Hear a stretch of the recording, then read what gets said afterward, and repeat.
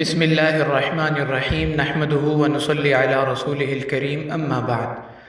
آج چھٹے پارے کا خلاصہ اور اس کے اہم مضامین آپ کی خدمت میں پیش کیے جائیں گے۔ اللہ تعالیٰ نے چھٹے پارے کی ابتدا میں ایک بہترین اور شاندار اصول بیان فرمایا، لا يحب اللہ الجہر بالسوء من القول الا من ظلم وکان اللہ سمیعا علیما۔ اللہ تعالیٰ کسی کی برائی کرنے کو پسند نہیں فرماتے، ہاں اگر کسی پر ظلم یا زیادتی ہوئی ہے وہ اس بندے کی زیادتی اور ظلم کے بارے میں دوسروں کو بتا سکتا ہے، یا تو اپنی داد رسی کے لیے یا اس لیے کہ دوسرے اس سے محتاط رہیں اور اس کے شر سے محفوظ رہیں۔ اس وقت یہ پھر غیبت نہیں کہلائے گا، اس پہ گناہ نہیں ہوگا۔ اس کے بعد اللہ تعالیٰ نے ارشاد فرمایا، یسألک اہل الکتاب ان تنزل علیہم کتابا من السماء، کہ یہود و نصارہ آپ سے طرح طرح کے معجزات دکھانے کا مطالبہ کرتے ہیں۔ آپ ان کی باتوں سے دل برداشتہ نہ ہو، اس لیے کہ یہ جس نبی پر ایمان لائے ہیں ان کو اپنا نبی تسلیم کرتے ہیں، ان کو بھی انہوں نے معاف نہیں کیا، ہر وقت ان کو اذیت پہنچاتے رہے۔ اس لیے آپ سے اگر یہ اس طرح کے مطالبے کرتے ہیں تو آپ بھی دل چھوٹا نہ فرمائیں اور ان کی باتوں سے خفا نہ ہوں۔ یہ ان کی پرانی روش ہے، ان کی عادت ہے اور یہ اسی کے اوپر چلے جا رہے ہیں۔ اس کے بعد اللہ تعالیٰ نے حضرت عیسیٰ علیہ السلام بطور مثال کے ان کا واقعہ بیان فرمایا کہ یہود ان کے بارے میں تفرید کا شکار تھے اور عیسائی ان کے بارے میں افراط کے اندر مبتلا تھے۔ افراط کا معنی ہوتا ہے اعتدال سے گزر جانا، اور تفرید کہتے ہیں اعتدال سے اتر جانا، یعنی کسی کی محبت میں غلو کرنا، اس کو افراط کہتے ہیں، اور اس کی شان میں بے ادبی اور گستاخی کرنا، اس کو تفرید کہتے ہیں۔ تو حد سے گزر جانا افراط، اور اعتدال سے حد سے اتر جانا اس کو تفرید کہتے ہیں۔ یہود حضرت عیسیٰ علیہ السلام کی جان کے دشمن ہو گئے اور ہر وقت ان کو شہید کرنے کی کوشش اور منصوبہ کرتے رہتے تھے، لیکن اللہ تعالیٰ نے ان کو زندہ آسمانوں پر اٹھا لیا۔ اس کا اللہ تعالیٰ نے تذکرہ فرمایا، وَمَا قَتَلُوهُ يَقِينًا بَلْ رَفَعَهُ اللَّهُ إِلَيْهِ، اور عیسائی ان کو خدا کا درجہ دیتے تھے، اس کی بھی اللہ تعالیٰ نے ساتھ ہی نفی فرما دی، وَلَا تَقُولُوا ثَلَاثَةً انْتَهُوا خَيْرًا لَكُمْ، کہ ان کو خدا نہ سمجھو اور اس سے باز آ جاؤ، اسی میں تمہارے لیے خیر اور بہتری ہے۔ عیسائیوں کے تین گروہ تھے۔ بعض حضرت عیسیٰ علیہ السلام کو اللہ تعالیٰ ہی سمجھتے تھے، ان اللہ هو المسیح ابن مریم، کہ حضرت عیسیٰ علیہ السلام ہی اللہ ہیں، اس کی بھی اللہ تعالیٰ نے قرآن پاک میں ایک جگہ نفی فرمائی۔ اور دوسرا گروہ عیسائیوں کا یہ تھا جو یہ دعویٰ کرتے تھے کہ حضرت عیسیٰ علیہ السلام اللہ تعالیٰ کے بیٹے ہیں، وقالت النصارى المسیح ابن اللہ، اس کی بھی اللہ تعالیٰ نے قرآن پاک میں نفی فرمائی۔ اور اس بارے میں عیسائیوں کا تیسرا گروہ جو تثلیث کا قائل تھا کہ تین خدائیں، حضرت عیسیٰ علیہ السلام، حضرت مریم ان کی والدہ اور اللہ تعالیٰ، تو اللہ تعالیٰ نے اس کی بھی نفی فرمائی کہ خدا تو صرف اللہ تعالیٰ کی ذات ہے اور معبود یعنی عبادت کے لائق ہستی صرف اللہ تعالیٰ کی ہے۔ انتہوا خیرا لکم، اس طرح کے الٹے سیدھے خیالات، عقائد اور نظریات سے باز آ جاؤ، اسی میں تمہارے لیے خیر اور عافیت ہے۔ پھر سورت کے آخر میں اللہ تعالیٰ نے کلالہ کی میراث کا تذکرہ فرمایا۔ کلالہ اس شخص کو کہا جاتا ہے جس کی اولاد اور والدین نہ ہوں۔ اس کی وراثت کا طریقہ یہ ہے کہ اگر اس کی صرف بہنیں ہیں تو ایک بہن ہو تو اس کو تہائی مال یعنی تیسرا حصہ ملے گا، اور اگر دو یا دو سے زیادہ ہوں تو 2/3 ان میں تقسیم ہوں گے برابر برابر، اور اگر ساتھ بھائی بھی ہو تو پھر للذکر مثل حظ الانثیین، یعنی بھائی کو ڈبل ملے گا اور بہنوں کو اس سے آدھا ملے گا۔ اس اصول کے تحت پھر ان میں میراث تقسیم کی جائے گی، اور اس مسئلے کے ساتھ اللہ تعالیٰ نے سورت کو مکمل فرمایا، یستفتونک قل اللہ یفتیکم فی الکلالہ ان امرؤ ہلک لیس لہ ولد ولہ اخت فلہا نصف ما ترک۔ تو ان آیات میں اللہ تعالیٰ نے وراثت کے احکام بیان فرمائے کلالہ کے لیے۔ اس کے بعد سورۃ المائدہ ہے۔ مائدہ عربی زبان میں دسترخوان کو کہتے ہیں۔ اس سورت میں چونکہ اللہ تعالیٰ نے حضرت عیسیٰ علیہ السلام کی دعا کی برکت سے بنی اسرائیل پر پکے پکائے کھانوں کے دسترخوان اتارنے کا تذکرہ فرمایا، اس لیے اس کو مائدہ، سورۃ المائدہ کہا جاتا ہے۔ ربنا انزل علینا مائدۃ من السماء، یہ مضمون چونکہ اللہ تعالیٰ نے جس حصے میں بیان فرمایا وہ سورت کا بالکل اخیر حصہ ہے اور 7ویں پارے کے اندر شامل ہے، اس لیے انشاءاللہ اس کی تفصیل کل عرض کر دی جائے گی۔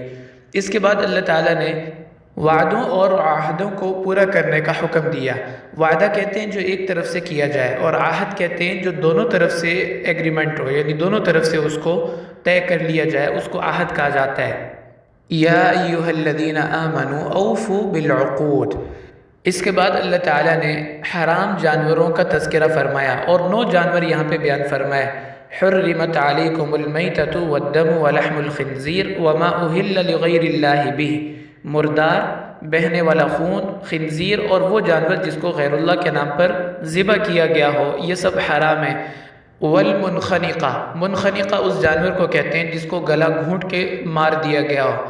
والموقوذہ، وہ جانور جس کو کوئی پتھر وغیرہ یا کوئی لاٹھی عصا وغیرہ سے مارا گیا ہو۔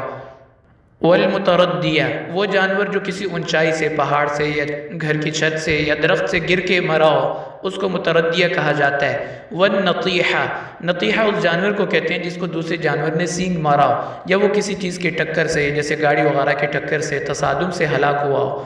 وما اکل السبع، وہ جانور جس کو کسی دوسرے درندے نے شکار کیا ہو، اس کو چیر پھاڑ کیا ہو، یہ سب جانور حرام ہیں۔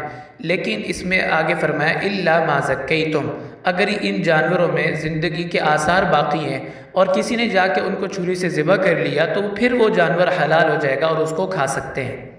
اور اس کے بعد اللہ تعالیٰ نے زمانے جاہلیت کے کچھ رسومات کا تذکرہ فرمایا، یعنی زمانے جاہلیت میں جن چیزوں کو صحیح سمجھا جاتا تھا اللہ تعالیٰ نے ان کی قباحت بیان فرمائی، اور جن کو برا سمجھا جاتا تھا اللہ تعالیٰ نے ان کی حلت بیان فرمائی، کیونکہ وحی کے نور کے بغیر انسان کی عقل ادھوری ہوتی ہے، وہ صحیح اور غلط کی پہچان نہیں کر سکتا۔ اللہ تعالیٰ نے صحیح اور غلط کی پہچان بتائی اور اس کو بطور انعام اور احسان کے ذکر فرمایا۔ الیوم اکملت لکم دینکم واتممت علیکم نعمتی ورضیت لکم الاسلام دینا، کہ آج کے دن میں نے تمہارا دین تمہارے لیے مکمل کر دیا، دین اسلام کی نعمت کو اللہ تعالیٰ نے تام فرما دیا۔ اور یہ آیت مبارکہ حجۃ الوداع کے موقع پر عرفات میں نازل ہوئی۔ ایک یہودی نے حضرت عمر رضی اللہ تعالیٰ سے عرض کیا کہ اگر یہ آیت ہمارے اوپر نازل ہوتی تو ہم اس کو عید بنا لیتے، عید کا دن بنا لیتے۔ حضرت عمر رضی اللہ تعالیٰ نے فرمایا کہ ہمارے لیے تو وہ ڈبل خوشی کا دن تھا، یوم عرفہ وہ بھی ہمارے لیے عید کی طرح ہے، اور جمعہ کا دن تھا وہ بھی ہمارے لیے خوشی کا دن ہے۔ اللہ تعالیٰ نے جس میں یہ آیت مبارکہ نازل فرمائی، اور یہ آیت مبارکہ قرآن پاک کی احکام کے اعتبار سے آخری آیت ہے۔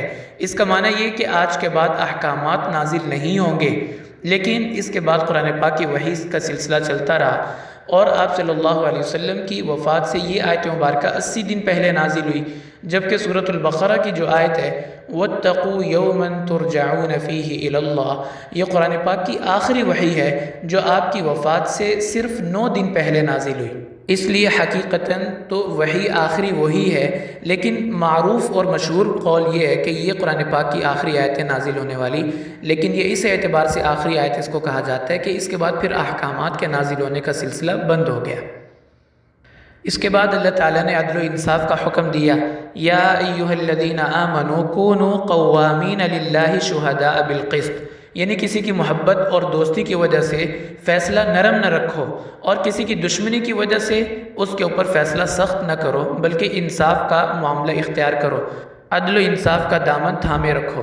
اس کے بعد اللہ تعالیٰ نے یہود و نصارہ کے ایک دعوے کی تردید کی ہے، وقالت الیہود والنصارى نحن ابناء اللہ واحباؤہ، یہود و نصارہ یہ دعویٰ کرتے ہیں کہ ہم اللہ کے بیٹے اور اللہ کے محبوب ہیں کیونکہ ہم انبیاء کی اولاد ہیں۔ اللہ تعالیٰ ارشاد فرماتے ہیں اگر تم اللہ کے بیٹے اور اس کے محبوب ہوتے تو پھر اللہ تعالیٰ تمہیں عذاب میں کیوں مبتلا رکھتے؟ دنیا کے اندر تمہارے آباء و اجداد مختلف قسم کی سزاؤں اور عذابات کا سامنا کرتے رہے، اور جہنم کے اندر جانے کا تم خود بھی اقرار کرتے ہو۔ وَقَالُوا لَن تَمَسَّنَا النَّارُ إِلَّا أَيَّامًا مَّعْدُودَةً، کہ ہم تھوڑے دنوں کے لیے جہنم میں جائیں گے۔ اگر تم اتنے ہی اللہ کے محبوب ہو اور اللہ کے بیٹے ہو تو پھر تمہیں اللہ عذاب کیوں دیں گے؟ اس کے بعد اللہ تعالیٰ نے حضرت آدم علیہ السلام کے 2 بیٹے حابیل اور قابیل کا تذکرہ فرمایا، وَاتْلُ عَلَيْهِمْ نَبَأَ ابْنَيْ آدَمَ بِالْحَقِّ۔ حضرت آدم اور اماں حوا جب دنیا میں آئے، اولاد کا سلسلہ شروع ہوا تو ہر حمل سے جڑواں اولاد پیدا ہوتی تھی، ایک لڑکا اور ایک لڑکی، ان کا آپس میں نکاح نہیں ہو سکتا تھا، یہ حقیقی بہن بھائی سمجھے جاتے تھے۔ دوسرے حمل سے پیدا ہونے والے لڑکے سے اس لڑکی کا نکاح جائز تھا۔ قابیل کے ساتھ جو لڑکی پیدا ہوئی وہ بہت خوبصورت تھی، حابیل کے ساتھ جو لڑکی پیدا ہوئی وہ کم خوبصورت تھی، اسی وجہ سے قابیل حابیل کا دشمن ہو گیا، وہ چاہتا تھا کہ جو لڑکی میرے ساتھ پیدا ہوئی وہی میرے نکاح میں دی جائے۔ آدم علیہ السلام کی شریعت کے مطابق ان کا آپس میں نکاح نہیں ہو سکتا تھا، انہوں نے اس کو سمجھایا لیکن وہ بات نہیں سمجھا، تو آپ نے ان کی تسلی کے لیے کہا کہ ٹھیک ہے آپ قربانی پیش کریں، جس کی قربانی قبول ہو گئی وہ اپنے فیصلے کو پورا کر لے۔ جب انہوں نے قربانی پیش کی تو حابیل کی قربانی قبول ہو گئی، اس پر اس نے اپنی ذلت سمجھی اور اس کو اپنی شرمندگی محسوس ہوئی قابیل کو، تو وہ اس کی جان کا دشمن بن گیا اور اس کو دھمکانے لگا کہ میں تمہیں قتل کر دوں گا، تمہیں جان سے مار دوں گا۔ انہوں نے کہا کہ بھائی آپ جو مرضی کریں، میں آپ کے ساتھ برائی نہیں کروں گا، کیونکہ میں اگر برائی کروں گا تو میں اس کا جواب دہ ہوں، اگر تم برائی کرو گے تو تم اس کا جواب دو گے۔ آخر کار اس نے اپنے بھائی کو قتل کر دیا، اور پھر اس کو اللہ تعالیٰ نے ایک کوے کے ذریعے بتایا کہ وہ اپنے بھائی کی لاش کو کیا کرے۔ سارا دن وہ اپنے بھائی کی لاش حابیل کی اٹھا کے پھرتا رہا۔ شام کے وقت ایک کوا آیا اور زمین کو کھودنا شروع کیا اور اس میں دوسرے کوے کو ڈالا، مرے ہوئے کو، اور پھر مٹی ڈال دی۔ اس سے اس کو اندازہ ہوا کہ یہی کام مجھے بھی کرنا چاہیے۔ حدیث مبارکہ میں آتا ہے کہ قیامت تک جو بھی ناحق قتل ہوگا ان سب کا گناہ جس طرح قاتل کو ملے گا، قابیل کے سر پہ بھی اس کا گناہ ڈالا جائے گا۔ لِأَنَّهُ أَوَّلُ مَنْ سَنَّ الْقَتْلِ، یہ بخاری شریف کے الفاظ ہیں۔ آپ نے فرمایا کیونکہ اس نے قتل کی بنیاد ڈالی، جو برے کام کی بنیاد ڈالے گا، قیامت تک جتنے لوگ اس کام کو کریں گے ان کو بھی گناہ ملے گا، اس کرنے والے کو بھی گناہ ملے گا۔ اسی طرح جو اچھے کام کی بنیاد ڈالے گا اللہ تعالیٰ کرنے والے کو بھی اجر دیں گے، اور جتنے لوگ قیامت تک اس کام کو کرتے رہیں گے ان کا بھی اجر اس کو دیا جائے گا۔ من سن سنة حسنة فله أجره وأجر من عمل بها ومن سن سنة سيئة فعليه وزره ووزر من عمل بها۔ یہ حدیث مبارکہ میں آپ صلی اللہ علیہ وسلم نے اس اصول کو بیان فرمایا۔ اس کے بعد باغیوں کی سزا کا اللہ تعالیٰ نے تذکرہ فرمایا، جن کو ہم ڈاکو کہتے ہیں۔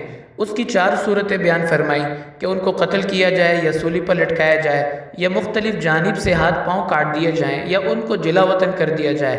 اب یہ 4 سزائیں 4 مختلف صورتوں پر محمول ہیں۔ اگر ڈاکو نے دارالاسلام میں کسی مسلمان یا غیر مسلم کو قتل کیا، مال نہیں لوٹا، تو ان کی سزا صرف قتل ہے۔ اگر کسی کو قتل بھی کیا اور مال بھی لوٹا تو ان کو زندہ سولی پر لٹکایا جائے گا اور نیزے سے ان کے پیٹ کو چاک کیا جائے گا یہاں تک کہ وہ مر جائیں۔ تیسری صورت یہ کہ اگر صرف مال لوٹا ہے تو ان کا صرف ہاتھ نہیں کاٹا جائے گا بلکہ ہاتھ اور پاؤں مخالف سمت سے ان کو کاٹا جائے گا۔